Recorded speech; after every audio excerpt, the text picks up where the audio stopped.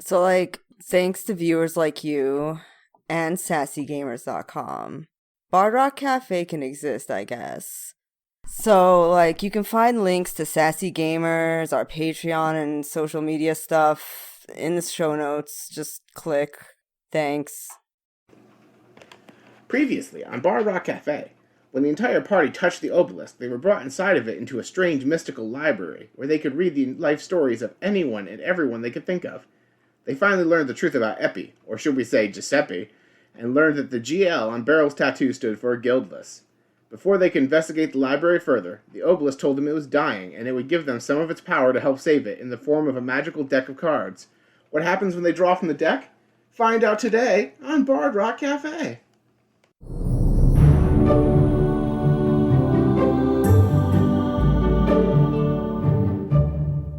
And welcome back to episode 13 of the Bard Rock Cafe. Last time we left off, the team found themselves talking with the obelisk itself. They were in a massive library with the life stories of everyone. As they left, they found they each had a sigil on top of their chest, over their heart, that was the celestial rune that indicated power. And when Brock tapped it, a deck of cards appeared in his hands. Not a full deck. Looks to be, oddly enough, exactly 13 cards. And at the end of the episode, Brock flipped one over. So let's get started.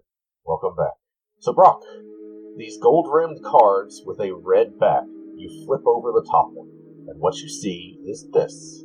I see the card of the Fool. What does that mean? You feel something drain from yourself, and you have the option to draw another card immediately. You know what Mr. T said? You pity the fool? Pity the fool! Because you're a fool! Game, and this is fairly fitting and fortunate for you, the Fool card drains your experience points by 10,000, or down to the bottom level of what would be at your current level. So, if you were 3,000 points into level 4, you would only lose 3,000 experience points. Because you just leveled up to level 4, you lose virtually none. But that is the effect of this card, is it drains your experience points. So, I feel like a weight in my gut, but nothing happens when I have to draw this card, basically? Or, you roll the dice and pay the price no more.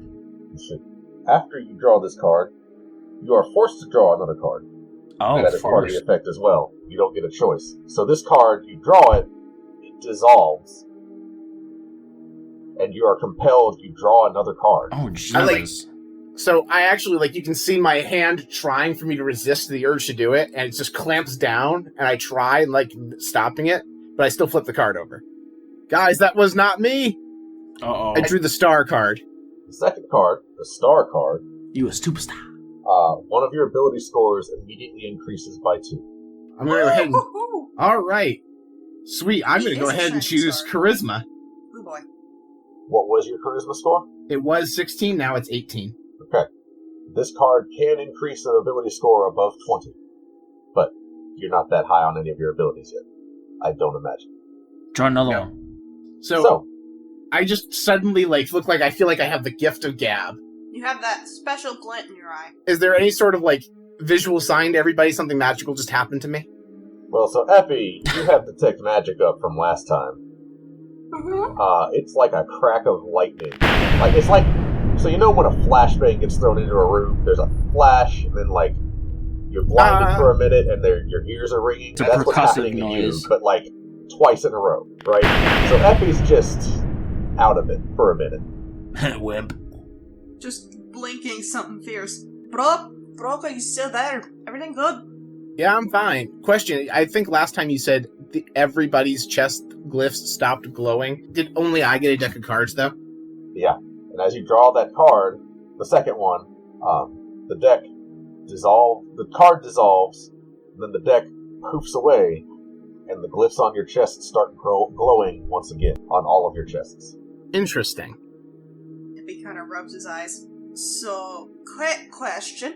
What just happened to you? It looked like you basically exploded into a ball of light. It kind of hurt my eyes, not gonna lie. What happened? I'm not sure, but I feel better? Stronger? Stronger's not the right word because I don't feel like muscly stronger, but I feel real good. Abby kind of leans over to Armbar. Did his voice get smoother, or was that just me? Seems like he's kind of like a little bit of a sweet talker nowadays. Huh. I did always have the gift of gab. He kissed the Blarney Stone. Alright then. Why did my tattoo come back? And yours did too! And as I point to Brock, It looks like after you draw so many cards, the power goes back to us.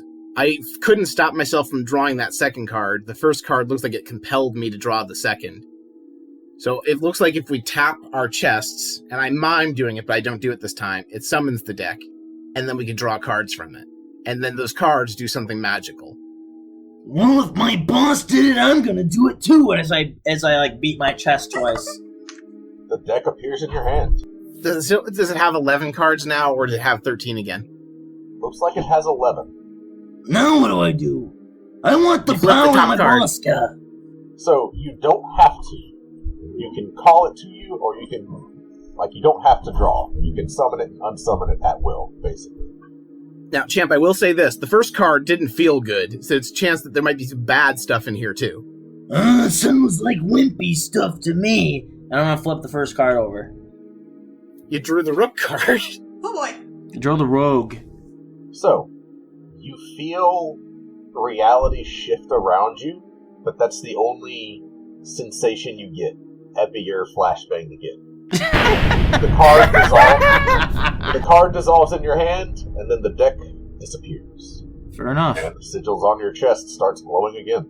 Epi is just covering his eyes. I don't really feel much different. And then, didn't Epi say something? Mm-hmm. Epi is just covering his eyes and it's like, next time, warn me before you draw a card. Please, it's very bright with the spell up. Why don't you tap in your chest now, Epi? Actually, guys, we just got given a spark of power from a celestial being. Maybe we shouldn't waste it all on testing it. Epi just kind of looks at him. That little glowing ring that indicates, that he's got magic vision up just sort of fades out. It's like, well, that just sounds like the Countess way of doing it. Double taps his chest. Haha! That's my boy! Get some! Alright. Same deal. Brock is shaking his head. Deck appears in your hand. I am going to study this deck. What does it look like? What are the cards? What's their texture? Tell me about this deck before I draw a card. Alright. So that same sense that you had when you were holding the book in the center of the library, it is like energy given form. The deck itself is red-backed cards with gold and black artwork on the front. Can we rig the deck? You can certainly try. Hey, Epi, I think we should try rigging the deck. Well, I don't know. These have a lot of power in them. But I'm gonna try one thing. And can I flip the whole deck over and look and lay it out like a deck of cards so I can kind of see? Oh, that's what all's in there? ballsy. So, Brock just turns away and covers his eyes. so you try to flip the deck over, the front and the back of the cards look the same. You get the sense that unless your intention is to draw a card, you don't get to find out what they do. I'm gonna kind of hold it up in Armbar's direction. Are you looking at the front of the cards or the back? They look at the back to me. Clever. You can't look at the cards until you draw them. Will you feel lucky, punk? I'm feeling adventurous if nothing else, and I pull one. Oh, it's the Grim Reaper card. It would be, honestly. It would be. It's alright, I have a backed up character. Why did Paul get to draw 2 cards? And Because one of them has an effect that forces you to draw. Oh dear. Flames with a devil on front of it? So I did draw the death card. No, the death card is a different card. It is a different card. So non-canon, we know what the death card looks like? I will post it in the chat, but you didn't draw it yet. But yeah. So, this is the Flames card. Much like Armbar, you feel reality shift around you, but you don't notice anything different. Card dissipates, and the deck disappears. I quickly sketch what the card looked like in more I swear, what the card if my looks like. class turned into a rogue, I'm going to be furious.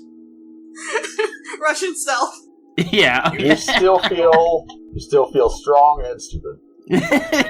A strong and stupid rogue with a bunch of strength. If I'm flame retarded now, that'd be fantastic. I'm a tiefling. I wouldn't know the difference. I feel like that'd be fair.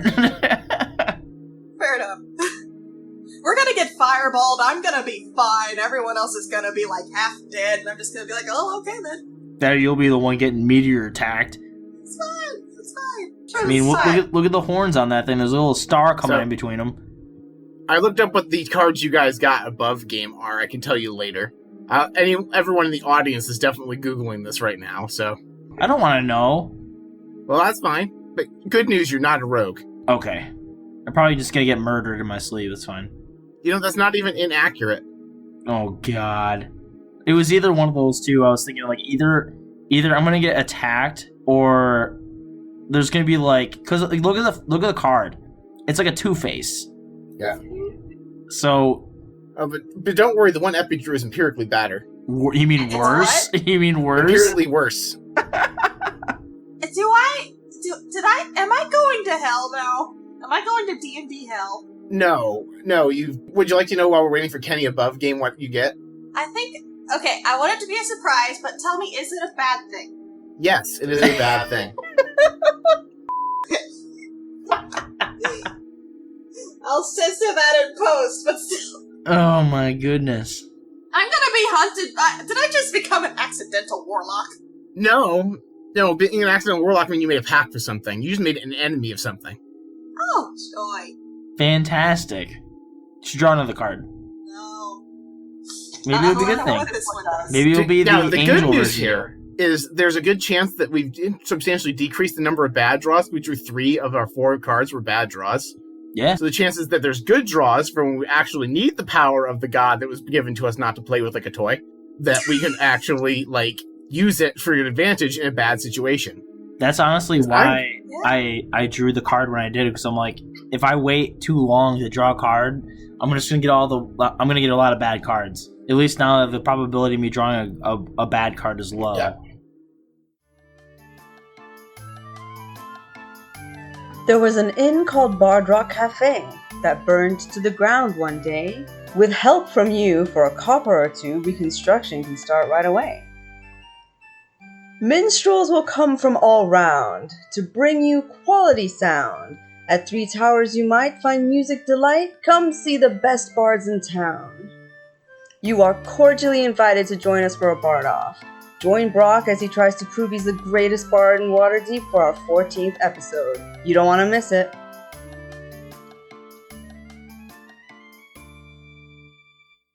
Rook, you just saw all of this happen?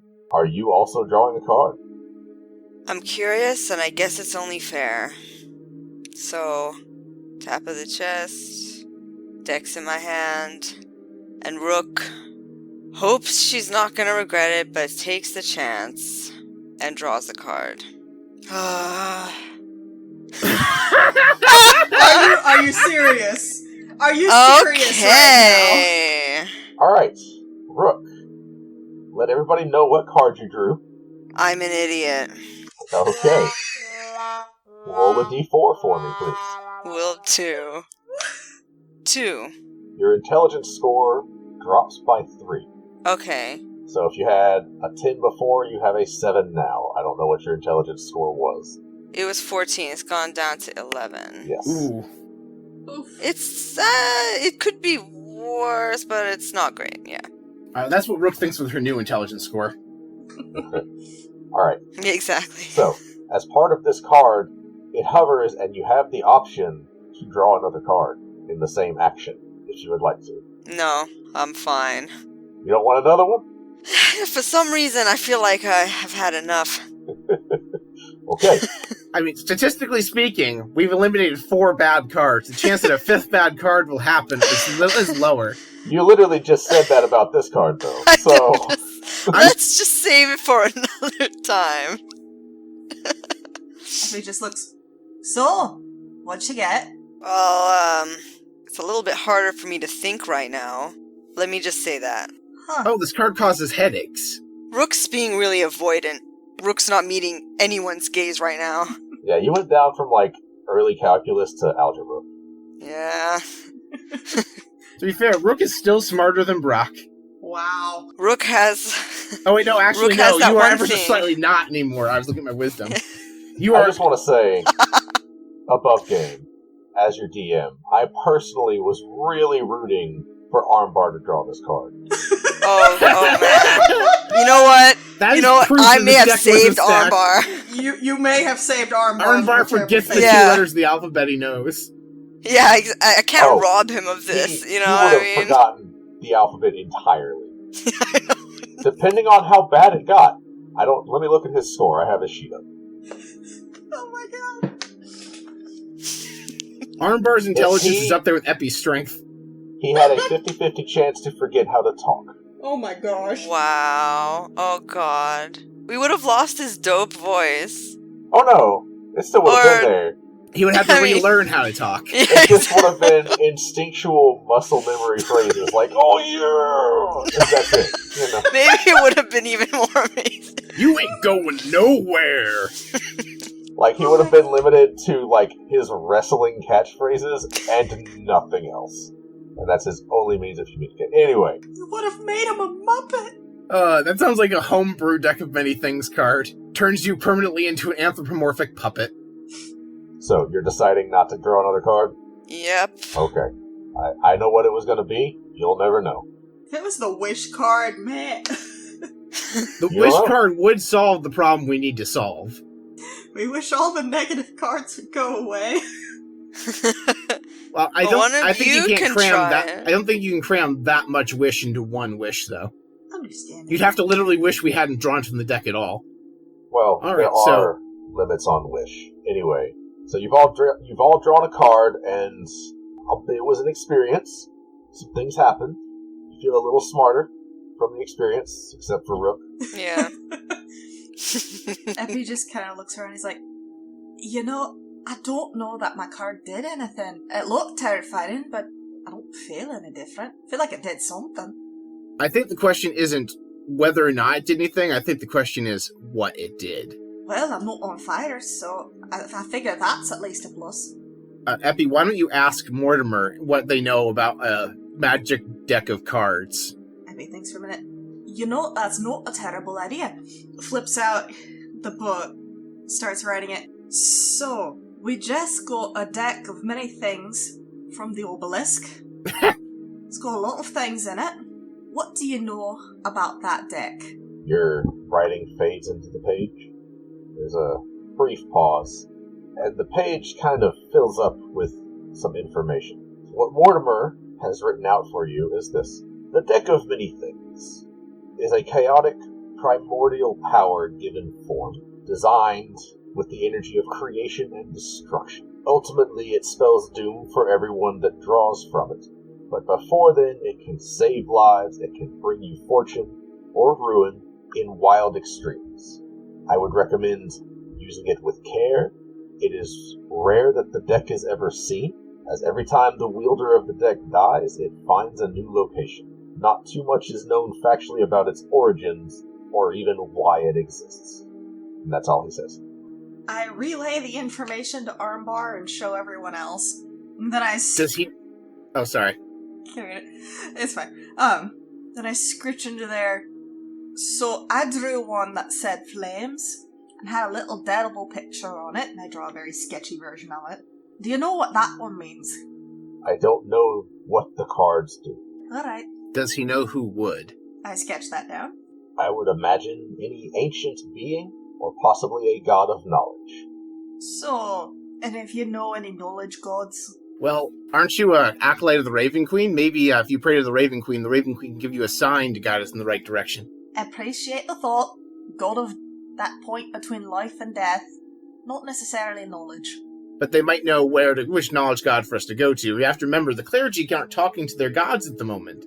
You're the only person anyone knows that still has a holy connection. And I think that might be because you're one of the chosen of this obelisk.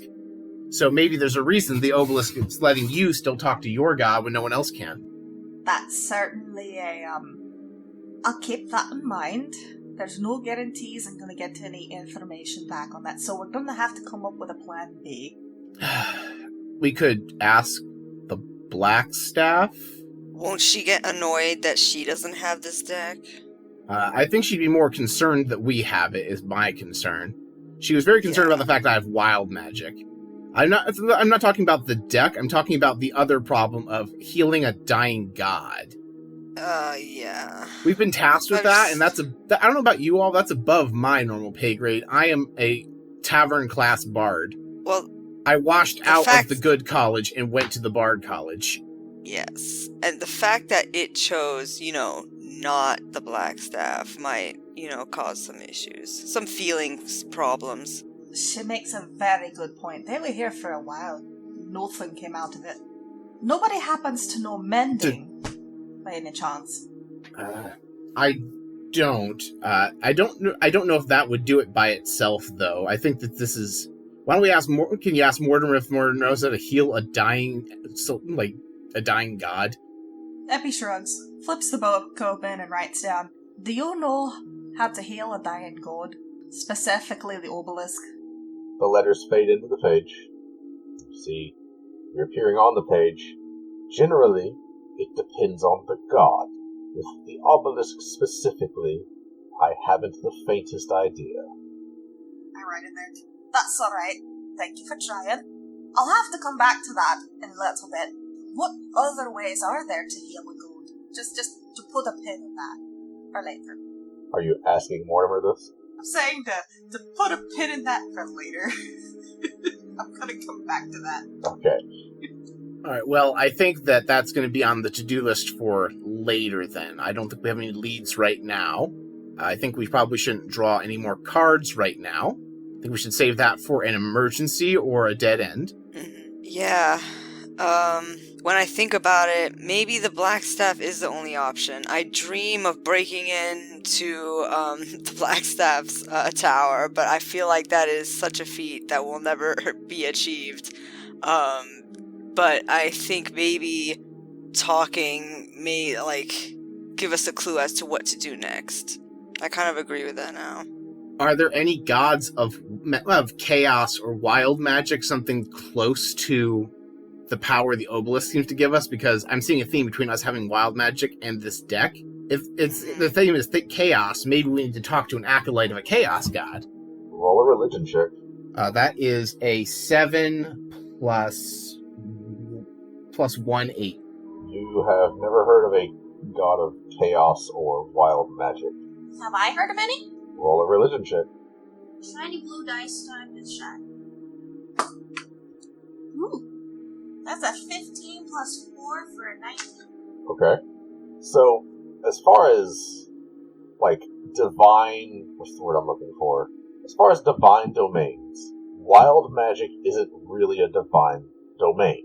Wild magic, anytime it's come about, has been because of something going wrong. The last time wild magic came about was in the time of Troubles, where, among many other things, the gods were cast out of the heavens and walked among mortals.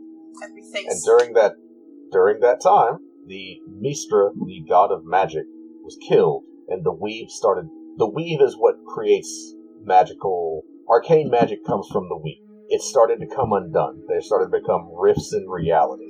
And that's where wild magic comes from. It's literally reality undoing itself. Epi's thinking about things he's read about. You get Brock and Rook as they're talking about this, just sort of says, so there's not technically a god of wild magic or chaos, because that's what happens when all of the magic starts to unweave itself. Basically, the last time this happened, the gods fell out of heaven and were walking amongst the mortals, and then some things went wrong. You've heard of the time of great troubles, right? That's what happened. We might be a little up the creek without a paddle if this doesn't work out. Seeing as how I may or may not have had some experience in Blackstaff Towers, would I know, like, a secret back doorway in? To the best of your knowledge, the enchantments there might be some back doors made by some of the mages, but you would have to know certain command words to access them. Alright. Epi, I have a question for you. Sure. We all know you studied at the Blackstaff Tower for a little bit. Do you know anybody there who might know more about maybe like a god of knowledge would be the way we would go, or maybe the kind of magic we're dealing with? We need somewhere to start with how to fix this thing before it pops. I have a magical time bomb in my basement. Do I know anyone who specializes in gods? How to Or fix wild these? magic, or any of Yeah. those things. What are my old professor buddies up to? What do I roll for that? I'll say with that religion roll from before, and the fact that you've been sitting here thinking about deities, you know that the god Ogma is the god of knowledge. And because you guys are right here in the...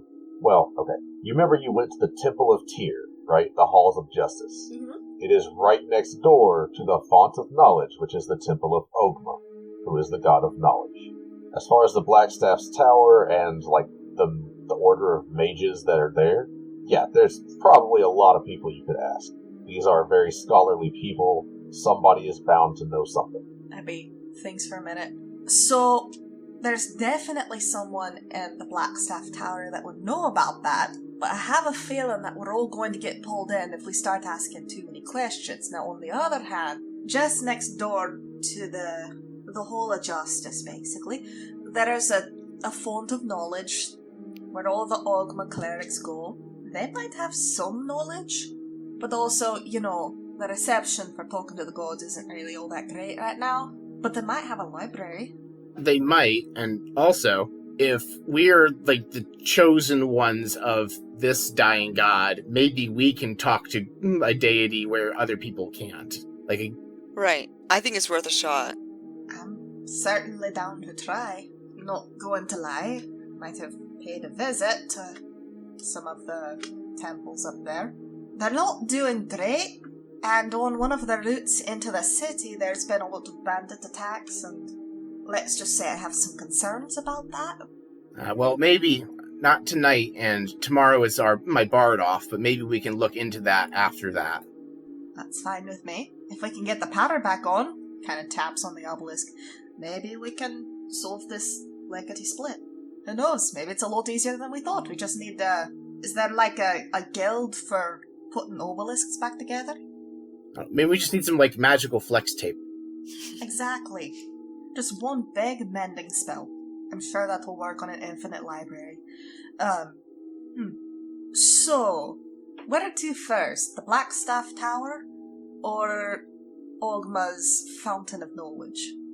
I think the Fountain of Knowledge is the best path. I think we all agree that once we start digging the Blackstaff Tower, that might take us deeper down a rabbit hole we're not ready to go down yet. So maybe let's put the Blackstaff off unless we think it's the only option. Sounds fair.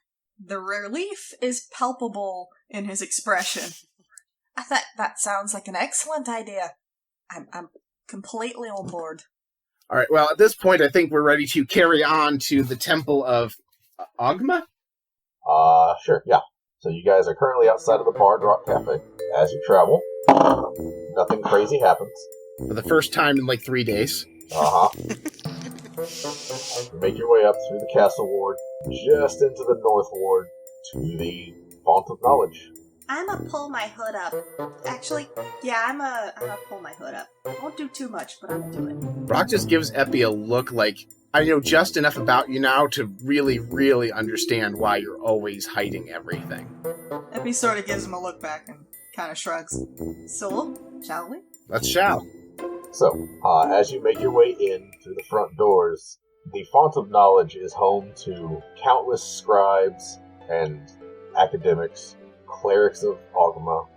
It is just a massive library. If you had not just been in the library that was inside the obelisk, you would think this is the biggest library I've ever seen.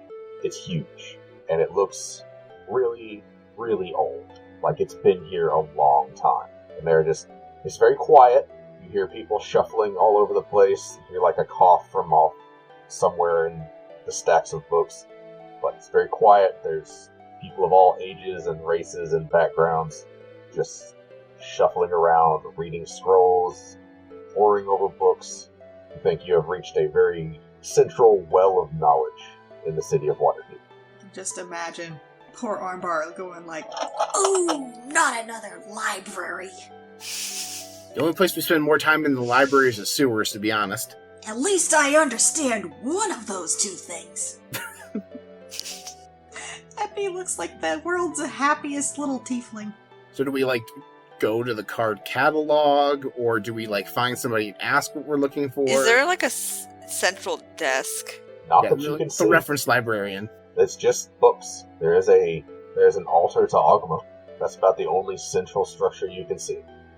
Is there any, indication that we could pray to it and that would be okay?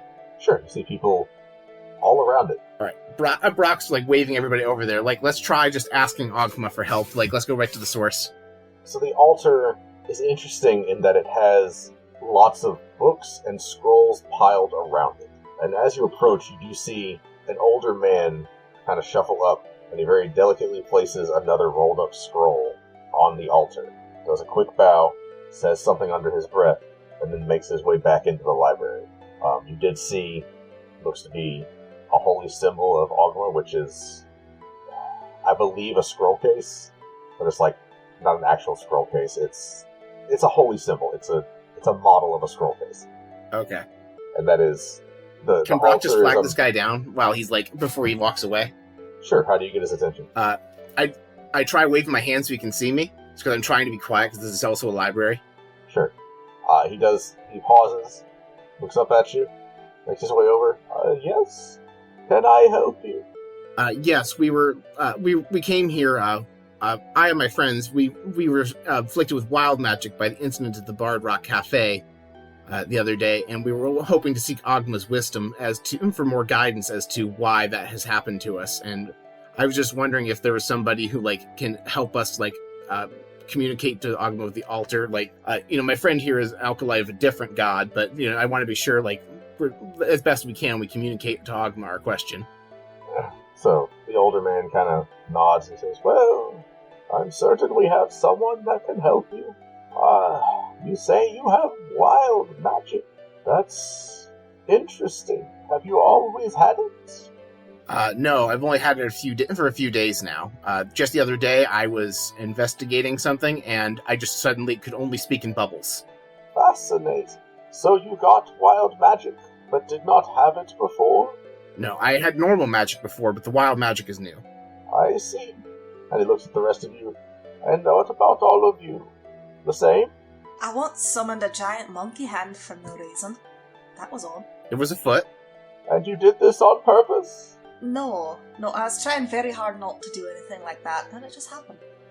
Rook nods. Yeah, I had some weird stuff happen to me too. And Armbar is just back there nodding along. Yeah. I bounced around like a ping pong ball. I can't do Armbar's voice. He's irreplaceable. We just canonically established that Armbar does know what ping pong is and it exists in Faerun. Sure. What else are gladiators going to do in their spare time? I hear that those kind of jumping exercises are good for your core. I have heard the same. Plyometrics are very popular in Waterdeep.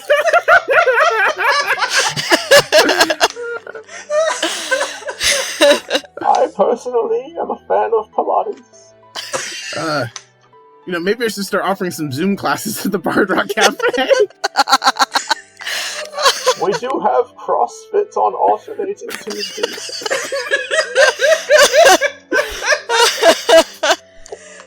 No, man. CrossFit's a cult. I mean, we're at a church. What do you want? Oh, man. Oh, okay.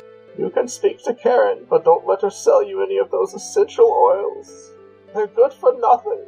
That's what I've heard. I heard she even got into selling crystals. Says they have magic abilities, but they really don't. Now, the magical crystals cost premium. At least she's her own boss. Sets her own schedule. Might be a pyramid scheme, but you know what? Doesn't have benefits either. Like, pyramid schemes, that's where you have to help other people build a pyramid, right? Like, out of, like, blocks and sandstone. Bless your Sure stupid, thing. stupid little heart. I love you to death. So, Okay, I'm just gonna stop this phrase.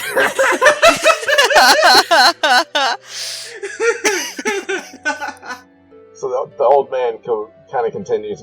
Wild magic hasn't been around since the time of trouble. It passed through bloodlines and exposure to chaotic magical events, but it's odd that you got it at random. I mean, it sounds like the exact way people get wild magic. It was, I don't know if you're familiar with what happened the other day, but a large object fell from the sky and struck the Bard Rock Cafe. And the next day I had wild magic. You were there when the meteor struck. I remember. Everyone was talking about it. You got wild magic when the meteor hit. That's what I think. I see. Then it sounds like that meteor is a source of chaotic energy, and you should treat it with great caution. And get it out of the basement, if you... I'm assuming it's in the basement, because you haven't told me. But you should really get it out of your basement. Unfortunately, it's very heavy. We haven't invented the equipment yet in V-Room technology to move something that heavy. Your vision for the future is admirable. We're going to side quest Bart, and Brock's going to invent the crane. I'm now cross-classing to Artificer, everybody. it's okay. The claw knows all. It is our master. The claw! However, what did you come here looking for? I'm thinking that's the way to put this.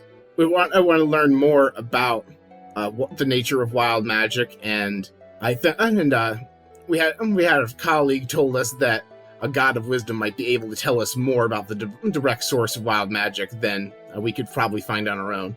And that's why we came to seek Ogma's guidance. I see. Unfortunately, Ogma has been silent. And more alarmingly, Ogma's magic has begun to fade. Scrolls that were restored using our cleric spells have begun to degrade again. We are hard at work currently, trying to copy what we can before the scrolls return to the condition they were found in. Some of these are ancient. The stack of scrolls at the altar are scrolls we have finished scribing, or ones that degraded too quickly and we could not get all of it. There is so much work to do in this library, and we're going to lose so much knowledge. Have you had someone who's not a cleric try casting mending on the scrolls? Mending? You're brilliant. Why didn't we think of such a simple solution?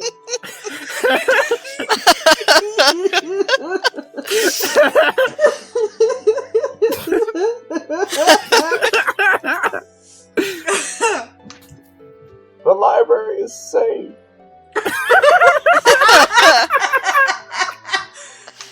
Thank you. Apparently, Brock just book-splained this guy. Yes. Brock just wanted to know if it worked or not. Oh my god. Epi Library just sort of episodes looks are at always him. the best episodes. God. Epi just looks at him. Honestly, Brock, where do you even get such silly ideas? Yes, mending only repairs an item, but ink is not restored to its original state. The paper might come back, but the writing will not. So, in theory, if there were, say, an object that got a lot of cracks in it, even if it was enchanted, or magical of some sort, could mending fix that? How big is the crack? How magical is the item? Imagine if it was the power of a god inside of a rock about the size of a full story of a building. So, in short, very and very. Very. Yes. You want to use mending to fix a god-tier powerful, building-sized object. Well, is there like a 9th level spell version of mending? Is there anything in that neighborhood that would be better? Like if I wanted to fix something that big and powerful, is there a spell that's not a cantrip that would get that done? The most powerful spell is Wish, but if you're talking about something with the essence of a god, or something in that power level, Even wish might not be enough. Wish can rewrite reality, but the gods and their power are the essence of reality itself. You wouldn't happen to know anyone with a wish spell, would you? You could always ask the Black Staff, or a genie. Perfect. Where would we find a genie? On an elaborate quest, I'm sure. Because that's an easier solution for you. Effie just sort of blank stares back. Well, I mean, I owe someone in their money. I really can't afford to give it back right now. You owe the Black Staff money? One specific one. I should let her know you're here. Please What's don't. your name? My name is Nobody. Huh? Lieutenant. No. Right, Brock's going to intervene on this conversation. The Black Staff has actually been communicating with me, so I'm going to level with you. The meteor was a magical obelisk, and the Black Staff has tasked me, the owner of the cafe, to keep it safe and be its keeper, so I'm trying to learn more about it. I'm trying not to go back and bother her with something that I've already been tasked with, unless I need to. Well, she's chosen her champions well, Mr. Mending. Well, in her defense, I own the building, and that's why I was chosen. It pays to be rich. It used to. Oh, sir, I'm sorry. I don't think this one has 2 coins to rub together. I have a lot of work to do. Yeah, we'll go find Karen. Thank you for letting us know. Goodbye. Thank you for Shuffles your off. assistance. You hear him grumbling as he walks off. We just hear many instances of the word mending. Mutter, mutter, mending. Mutter, mutter, mending. Yes. And then we go looking for someone named Karen. So as you walk off, you realize you have no clue who Karen is or where she might be. Yeah. Hold on. Hold I on. know how to summon a Karen. I know where this is going. I would like my to speak to the D20 manager. ready. Right? Like, Rook listens for the magic phrases of the Karen. Yeah, I actually say, does anybody looking to speak to the manager? Yeah. I see you've dealt with the Karens before. I was gonna go with something along the lines of my energies are really off, and I could just use something to really set the vibes back. Clear the air. Oh, that's right. We're looking for somebody hawking essential oils. Exactly. We're looking for a huckster. You gotta give him the pitch. Roll perception. Okay. I'm rolling. Where's my perception? I rolled 16 plus 2, 18. Okay. Catch up dice time. Okay, that's an 11 plus a 2 for a whopping 13. I got 15 total. Nice. Okay, so Rook and Epi, nothing. Brock, you smell bergamot. Just a whiff of it. Like, wait a minute. I smell essential oils. And I tell everyone that, and I point in the direction the smell is coming from. There's another cleric, slightly younger. She looked like in her, you sure she isn't, in her, late 40s, early 50s? Yeah, I mean, when I say slightly younger, it's slightly younger than 70, so yeah. Oh, slightly younger than that guy. I thought you meant just a younger person. I thought you meant they were on the younger side, not younger than the last person we spoke with. Okay. Has her hood pulled down, has kind of an A-cut hair style, kind of this side bob thing going on.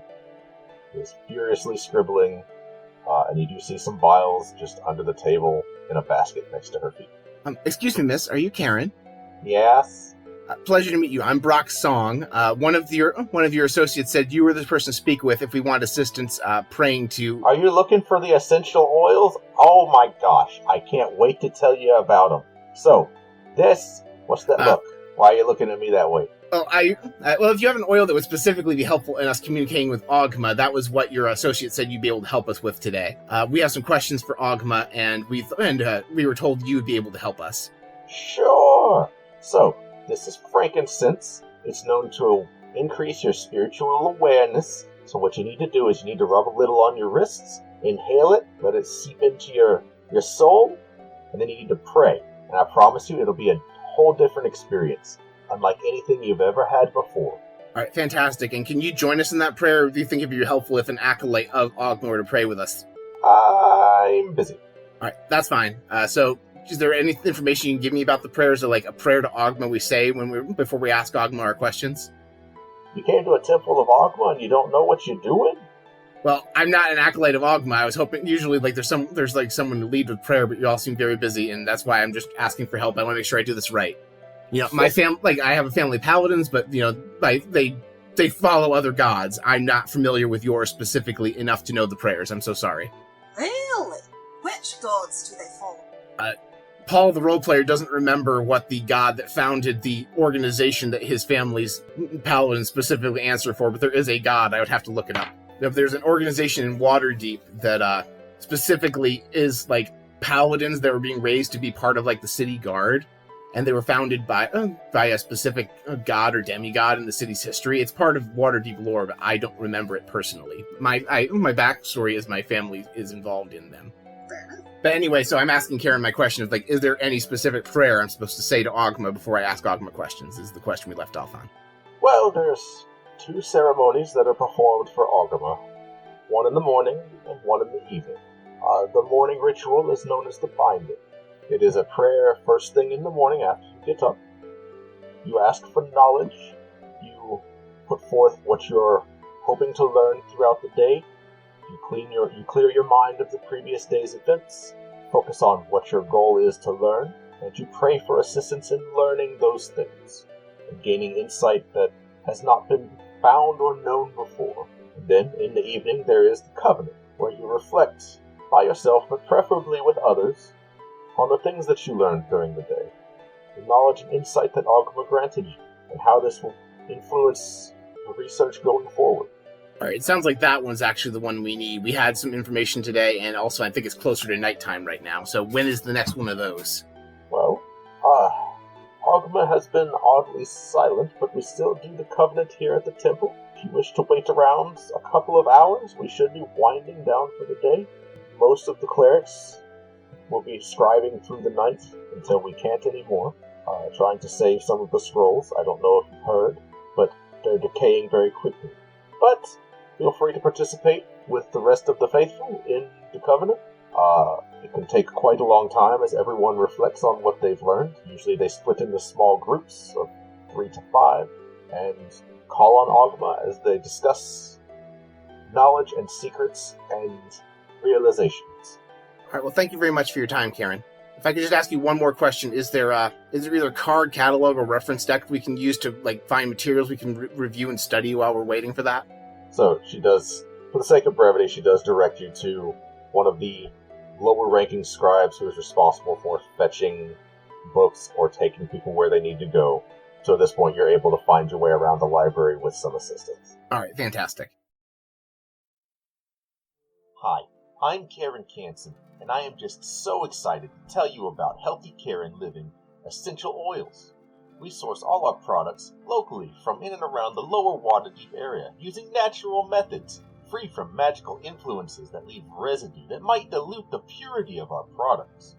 That's why HKL essential oils are the best on the market. We have all the popular fragrances, so don't you miss out.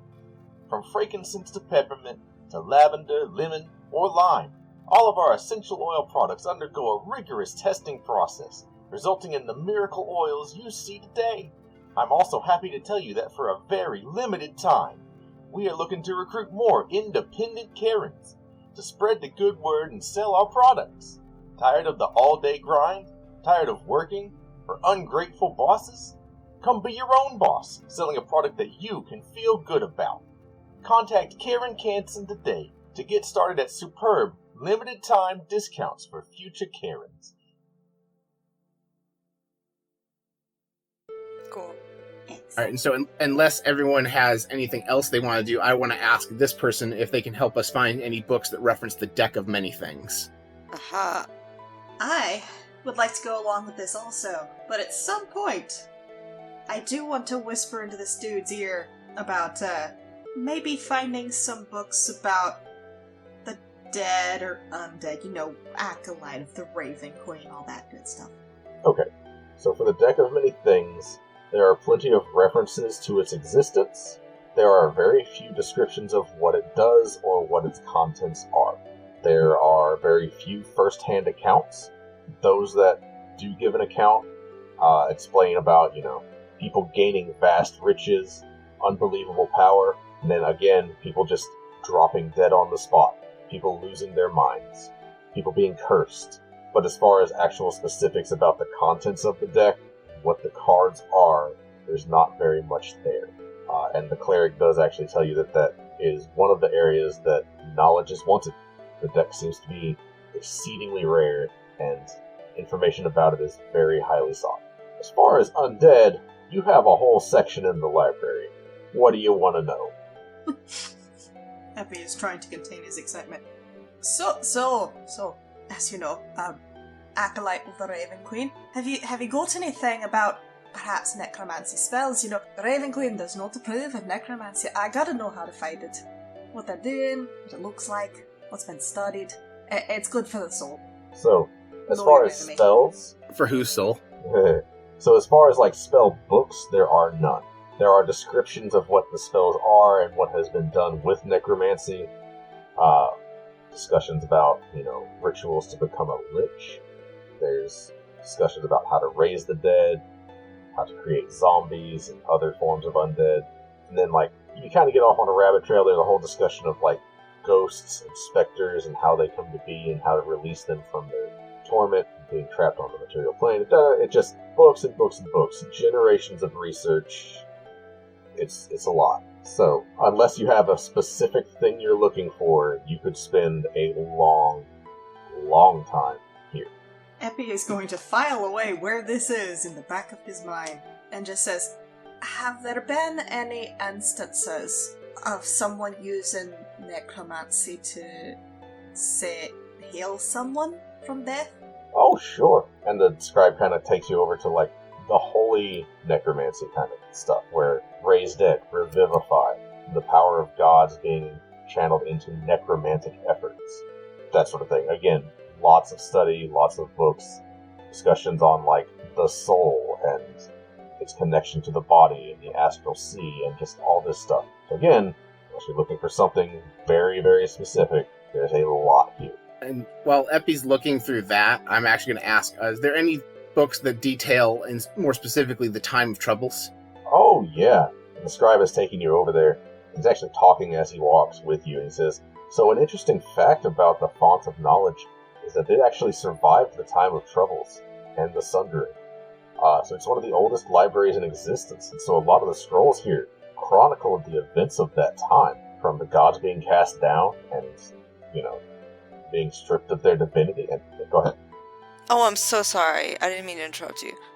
I was just going to ask if there's any mention in those texts that you know of something named Endless. Endless? Or maybe a god that didn't have a name? Perhaps? Well, there's been plenty of nameless gods. Nothing about Endless, though. Anything maybe any of them tied to wild magic or chaos? And at this point, the scribe kind of repeats what you guys already gathered about wild magic, that, it's not... So, let me ask this question the above game way to help this out here. Brock is looking for either information about the god dying or about how he could heal a dying god. Yeah. Or any gods that specifically came to Earth and survived. The fact that, we know the Font of Knowledge helped, is Ogma the god we need, that kind of thing. I'm looking for, some sort of guidance, either what god we need to talk to or what we have to do. And that's basically what my series of questions is trying to lead to is there a book here that will tell me more about dying gods or how to save dying gods? Or even just the nature of these gods that we can figure out how to heal them. Or whatever god, there was a god that restored the magic, who that god was, any of that would be helpful. Yeah, right. The mechanism that we need. Sure. So just to shorten up us asking 70 questions with this one librarian. So the long and short of it, the scribe gets really excited, and actually some other scribes come and join in the conversation, talking about the time of troubles. There were several gods that died during the time of troubles. Baal being one of the most noteworthy because he was the god of murder, and he was killed. And see, when a god dies... Ironic. Yeah, right? When a god dies, the god is dead, but their power and their whole domain still remains. So that power has to go somewhere, and sometimes that domain is absorbed by another god, like in the case of I can't think of an example right now off the top of my head. But like another god can absorb that god's domain, or a god can masquerade as another god and take the worship of that god as their own. In the case of Baal, the god of murder, when Baal came and walked among humanity, he foresaw his own death. And so he got busy and had a bunch of kids. And then all of those kids inherited a spark of his divinity, and all those kids, when he died, the divinity passed on to his heir, but because he had so many kids, he had a bunch of heirs, and so they all had to hunt each other down and kill each other to steal the spark of divinity from each other, until finally only one remained, and that became the new Lord of Murder. So this god story is the plot of the movie Highlander. Basically. They talk about how the god of magic tried to get back into heaven, and Helm was standing at the gate, tasked to keep the gods out of heaven. So Helm and Mystra fought, and Helm killed Mystra, and so magic started to unravel because there was no god of magic, and that's where some of the wild magic comes from. And they also talked about, it's really interesting because, during the time of troubles, clerics couldn't use their spells unless they were really close to their god's avatar. Like, if their god was on Earth, they had to go over to, within a certain distance from their god before they could use their cleric spells again. Otherwise, it just didn't work. And then they start talking about, hey, that's kind of what's going on now, except there's no gods walking around. Or are they just walking around elsewhere? Maybe the gods are just, they could be spread out, like Neverwinter, or I don't know the name of literally any other places in Faerun. Well, and so they should say, well, that could be, but I feel like we would have heard about it by now. Past couple of days, we've sent out a lot of messages. Mages still have their magic, so they can magically communicate. There's no discussion of gods coming to Earth anywhere. So if there's a god that's on the material plane, we haven't heard about it. What if a god was, trapped in something? Maybe that would be a way you would know. What if they were trapped inside of a large rock, about a building story tall, probably weighs a couple thousand pounds? You mean like a meteor? Yes, the guy exactly. That Something like a meteor. Before is right behind you. Exactly. So, would it be possible for a god who wanted to expel another god to just trap them and then throw them down to Faerun like that? And then you wouldn't know they were walking around because they'd be trapped. I think maybe you should let me come look at this meteor. I'd have to talk to the Blackstaff about that. They have very specific instructions, but I would love to have someone take another look with me. Oh, sure. Go talk to the head mage of the city. No, I'm specifically forbidden to just let people walk about it. Sure. What's your name? I'm sorry, sir. I've completely forgotten your name. My name? Yes. Roshi. Sir? Bruce? Roshi. Bruce? Okay, thanks. That's all I wanted to ask. Sorry. Okay, I will just blurt out the first name I come up with because I don't want to open the spreadsheet. That's I just realized, Bruce. I have no idea what to call this dude. I am the cleric Roshi. Roshi. Oh, Roshi, that's nice. Oh, the master of his domain. You could say that. I like it. Master Roshi. So, hear me out. I know, so the Blackstaff puts you in charge, for the most part, of making sure that it's safe, and you have fairly good character judgment. I trust Roshi, right? I trust him! Look at that face. That's a face that knows some things. Let's just have him look. We don't have to get the Blackstaff involved. They're busy. Alright. Yeah, Alright, that's fine. Roshi, how about after, I'm told there's a ritual that goes on here tonight. After that, would you like to come look at the obelisk with us? Certainly. Alright, and then unless Epi wants to look at a bajillion other books throughout the library, I think we're ready to time skip to that ritual. Oh yeah, at this point, you guys have been wandering around for long enough. Yeah. You let a person of indiscriminate class in a library. Epi found something to do. So, you find that everybody is congregating around the idol in the center of the library. They all seem to be carrying tomes and scrolls. They're all sitting down and laying out the books in front of them. They seem to be gathering up in groups of 3 to 5. What do we do? Well, we are a group of 3 to 5, so I think we're good. Yeah. Come with me, here! Group up with me. Yep. Perfect, we'll join him. Infinitely better than Karen, to be honest. Yes. And you did see Karen, making her way over to you, and then she sees Roshi and immediately turns around and walks the other way. Ooh. That was cold. Oh yeah, she's a Explicit tags. I just lean over. I'll give you. I'm betting a silver they were married at one point. No, I get the impression that maybe he's the manager she wanted to see.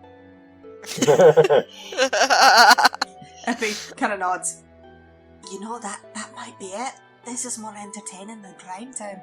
Yeah, we're ready to join Roshi in whatever prayer he guides us through.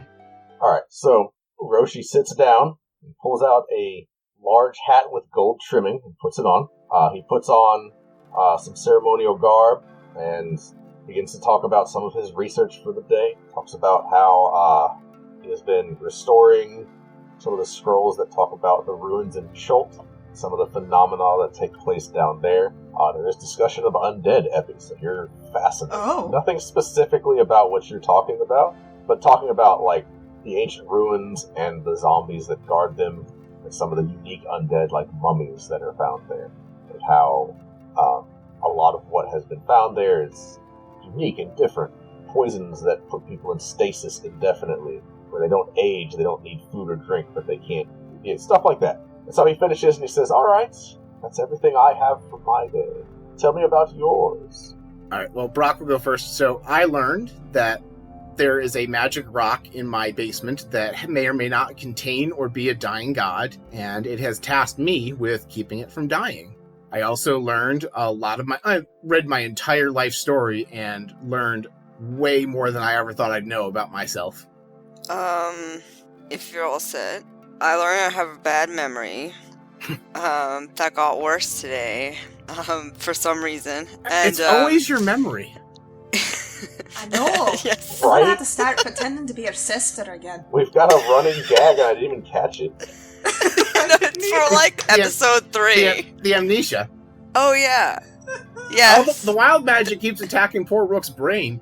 Yes, it's really interesting. And yet I make these crazy arcana rolls for no reason as well. Anyway, so sorry. So today I learned that I have a very worsening memory. I learned about this god stuff. I don't think I read my book. I learned that I'm very avoidant. Roshi is just nodding along and paying close attention to everything you all say. And Umber's like, I learned the letter B! It's true. And the gold barrier goes bonk! Oh my god. He also learned the identity of Kevin, but I hope he doesn't say it. Oh yeah. He has forgotten. Excellent. Okay. No, he has. I'm not going to make that character choice No. for him. He would know that for sure. No, but the thing he learned he's most excited about is the letter B. Oh yeah. Yeah, and he says that, and like, Roshi just looks at him, sighs a little bit, and then looks at Epi. And you?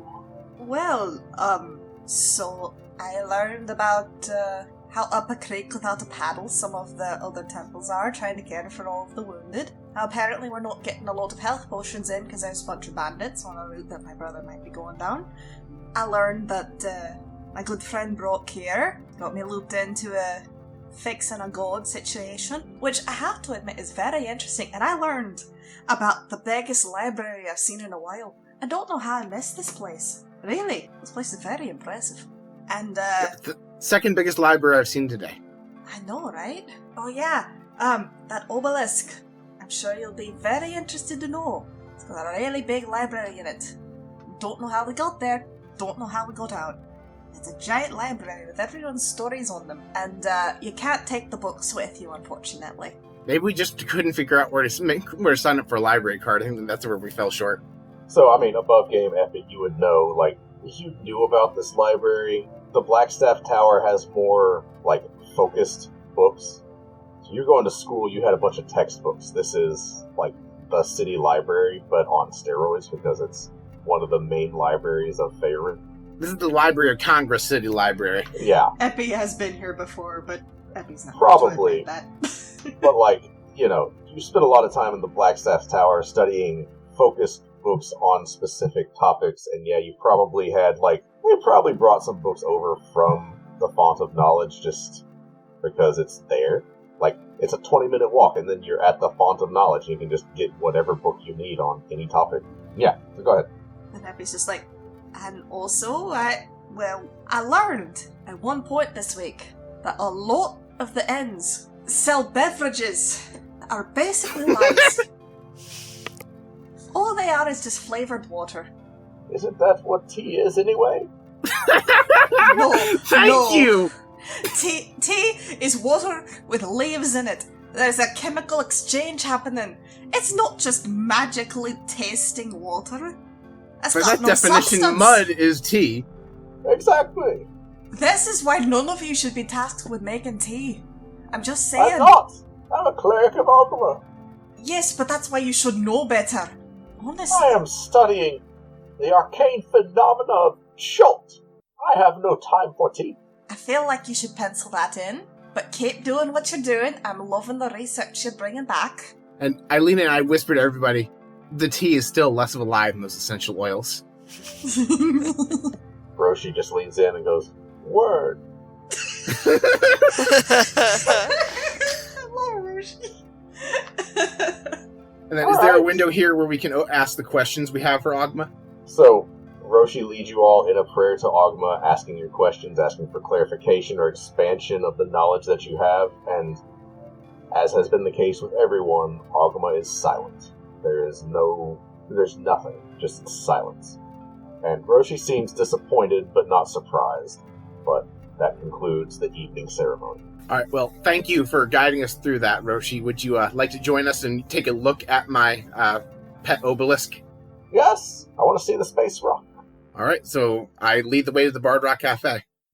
And I just kind of wave him through with past the guards with the rest of us. So the guards, they don't know any better, they let you through. Roshi keeps up pretty well. He's pretty spry for an old guy. Inside check, is he really an old guy? Roll me an insight check. Can I subtly cast detect magic as well? You can certainly try. Roll. Okay, roll insight first. Let's do this one at a time. Alright, what's my modifier? So that's a 7 plus a 4. Seems like a spry old guy. And detect magic. Roll. I'll say roll deception. Okay. He's a deceiver. I'm sure this will be fine. Also, casting magic in front of the obelisk has never gone badly for us. It's fine. Okay, so the deception modifier of +3 and a 16, that's a solid 19. Okay. Roshi does not catch you trying to subtly cast detect magic. No magic. You just an old dude in a robe. But we do see the magic. Epi does see the magic from the obelisk, I imagine, right? Well, yeah, like all the normal stuff that you know is magical already. Nothing new triggers. Nothing new. Okay. Just a spry old guy, does his Pilates. Roll me a D100, please. Dang it! You knew the risks. That's a 32. Roll me a perception check. All of you. Oh no. Oh, shit. What have I done? I rolled a 14 plus 2 is 16. Oh. Oh no. I rolled 22 total. Okay. So, Rook, you're the only one to notice as it's now getting to be nighttime. I Epi no rolled a longer- nat 20 plus 2. Okay, so you notice it as well. Even though the sun is going down and it's very dark, there's still, some light casting shadows. Epi, you don't have a shadow. Also, you rolled a natural 20, Oh. Epi. These are chaining now. That's all. You don't have a shadow right now. There might be But other she rolled effects. I rolled a 20. Oh, jeez. So that's a Chain 90. effect. We're gonna give this one a pass. Oh, I'm disappointed at that. Well, okay, guys, what did you roll? What were I your rolls? rolled a 90. Oh, I And? gotta roll 2. Forgot. Yep. And a 28. You hear a faint music coming from your spellbook. I'm going to look in my spellbook. Do I see anything musical? As you pull out your spellbook, a small green bean falls out from between the pages, bounces on the ground, and it's humming. I'm going to pick up the green bean. Roshi turns around and is looking at this green bean. What is that? You have a singing vegetable. Rook is entranced by the green bean. It's very, it's melodic, right? It's a good song. I mean, people have had worse bookmarks. Yeah. Yes. Can I buy it from you? It has it doesn't stay in the realm of material plane for very long, It's not great, not the best bookmark.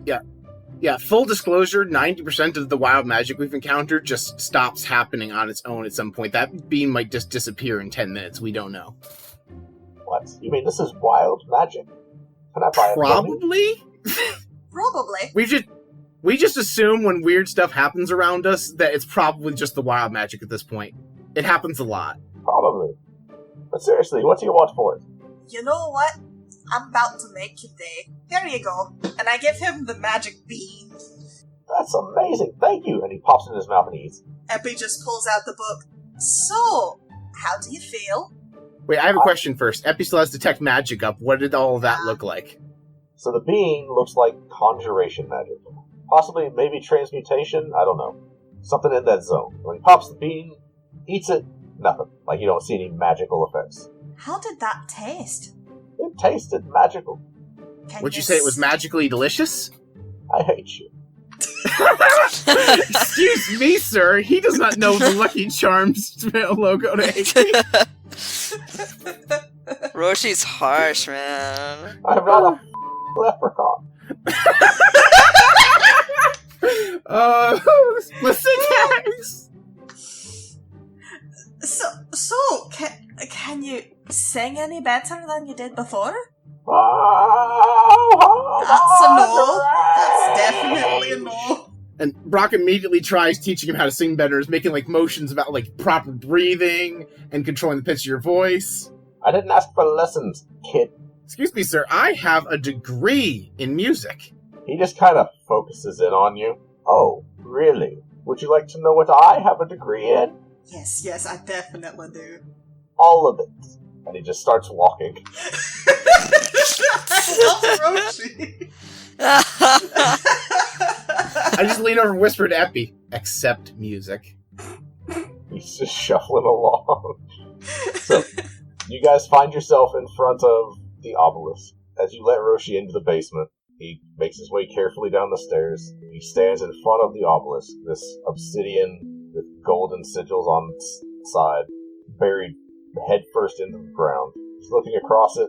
He seems very just entranced. He walks up, he places his hand on it, draws it back as you see the magic take hold, and he's able to speak every language. And he's reading, he's looking at the cracks in the obelisk and how deep they've gotten. He turns around and he says, "Do you know what you have?" No, that was the primary question we were trying to answer today. Mostly we have a problem. Yes, that too. What you have is one of the tablets of fate. Thank you for listening to Bard Rock Cafe. You can find more episodes on sassygamers.com. Have you considered becoming a patron? You can get wild rewards like access to our patrons-only Discord, tarot readings from Rook, and access to exclusive one-shot campaigns set in the Bard Rock universe, led by our DM, Kenny. Visit patreon.com/bardrockcafe to find out more. Until next time, rock on!